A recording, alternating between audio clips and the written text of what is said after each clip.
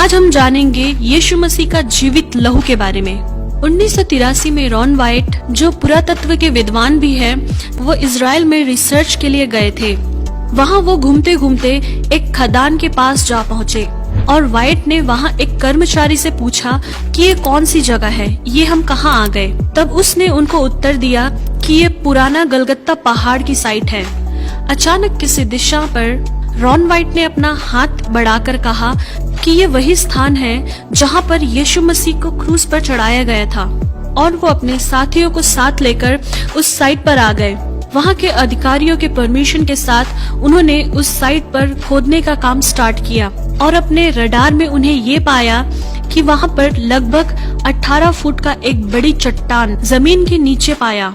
वे जब खोदते गए तो उनको एक गुफा जैसा कुछ दिखाई दिया और वहाँ के कर्मचारी जो वहाँ खोदने का काम करते थे, वे उस गुफा के अंदर गए और वे डर के मारे वहाँ से भागने लगे, क्योंकि उन्होंने वहाँ जो देखा वो नजारा बहुत गंभीर था। रॉन वाइट ने उन लोगों को अपने पास बुलाकर पूछा कि तुम लोग क्यों भाग रहे हो बिना पैसे लिए। तब वो इब्री कर्मचारियों ने कहा कि हमने वहाँ वाचा का संदूक को देखा है। तब रॉन वाइट उस गुफा के अंदर प्रवेश किया और जब उन्होंने आंख उठाकर देखा तब उन्हें एक अद्भुत दृश्य दिखाई दिया, और उस दृश्य को देखने के बाद वे तुरंत नीचे गिर गए। रॉन वाइट के बेटे ने बड़ी ही मुश्किल से उन्हें बाहर निकाला। अगली बार रॉन वाइट बड़ी तैयारी के साथ उस गुफा में प्रवेश किया तो उन्होंने उस गुफा के अंदर वाचा का संदूक देखा, जिसके द्वारा मूसा के समय परमेश्वर इजरायलियों के बीच में अपनी उपस्थिति को प्रकट करते थे। फिर रॉन वाइट ने अपने अनुभव शेयर करते समय बताया कि उन्होंने जब वो संदूक करीब जाकर देखा तो 4 स्वर्गदूत उस संदूक के चारों ओर खड़े देखा, और उसमें से एक स्वर्गदूत रॉन वाइट से बातें करने लगे। हम 4 मूसा के समय से लेकर अब तक वाचा के संदूक की रखवाली कर रहे हैं। फिर रॉन वाइट ने ये देखा कि उस वाचा के संदूक के ऊपर डामर जैसा कुछ दिखाई दिया, और रॉन वाइट ने उस डामर जैसी चीज को वहाँ से निकालकर रिसर्च सेंटर में ले गए। तो रिसर्च के द्वारा ये पता चला कि वो इंसान का खून है जो कई अरसा पुराना होने के कारण सूख चुका है। इस वजह से रिसर्च सेंटर वालों ने कहा हम इसके बारे में ज्यादा जानकारी नहीं दे पाएंगे, क्योंकि उस खून का सारा सेल डेड हो गया होगा। मगर रॉन वाइट, जो पहले मेल नर्स भी रह चुके हैं, उन लोगों से रिक्वेस्ट किया कि आप लोग कृपया इस ब्लड का DNA पता करने की कोशिश करिए। उनकी बात मानकर उस रिसर्च सेंटर वालों ने ब्लड को 24 आवर तक सॉल्यूशन में रखा और 24 घंटे के बाद उन्होंने उस ब्लड को टेस्ट के लिए डाल दिया। जब उन्होंने उस ब्लड की जांच की तो उन्हें एक आश्चर्यजनक बात पता चली, और उन्होंने रॉन वाइट को बुलाकर बताया कि ये ब्लड सेल अभी तक मरा नहीं, ये ब्लड अभी भी जिंदा है। और उन्होंने उसका DNA के लिए खोज किया तो वे ये बात देखकर हैरान हो गए, जैसे कि एक नॉर्मल मनुष्य के DNA में 23 पेयर्स ऑफ क्रोमोसोम होते हैं, जिनमें से 23 माता के होते हैं और 23 पिता के, मगर उस ब्लड में सिर्फ 23 ही क्रोमोसोम दिखाई दिए, जिससे रॉन वाइट को ये पता चला कि ये यीशु मसीह का खून है, जो पुरुष से नहीं मगर पवित्र आत्मा से, जो मरियम के कोख में पैदा हुआ। और उन्हें इस बात की पक्कीकरण करने के लिए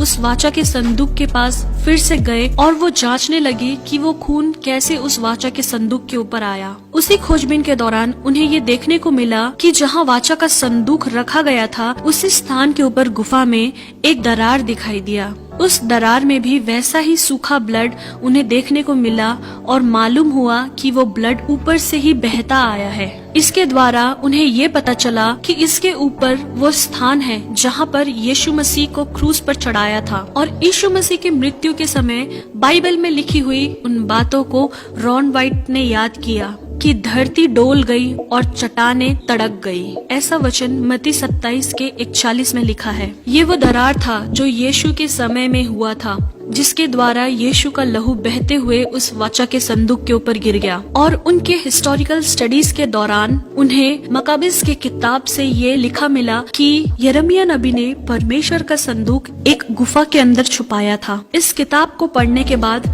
रॉन वाइट ने ये जाना कि ये पिता परमेश्वर की योजना हो सकती है कि यिर्मयाह नबी के द्वारा उस वाचा के संदूक को उसी गुफा में छुपाया हो जिस गुफा के ऊपर प्रभु यीशु मसीह को क्रूसीफाई किया था। वो यीशु मसीह का क्रूसीफाई का साइट था और जहाँ से प्रभु यीशु मसीह का खून बहकर उस वाचा के संदूक के ऊपर पड़ा। शायद ये पिता परमेश्वर की मर्जी थी अपने पुत्र का लहू उस वाचा के संदूक के ऊपर पड़े, जिस वाचा के संदूक के ऊपर पुराने नियम से हम जानते हैं कि महायाजक लोग जानवरों का खून लेकर वहाँ बलि चढ़ाते थे लोगों के पाप का क्षमा के लिए। मगर अपने पुत्र के एकमात्र बलि के द्वारा पिता परमेश्वर ने उस बहुमूल्य लहू को वाचा के संदूक के ऊपर छिड़काया, जिससे सारी मानव जाति के पापों की क्षमा का सबूत हमें मिलता है। प्रियो, ये बात रॉन वाइट सारे मसीहों को बता नहीं पाए, उनका देहांत हो गया।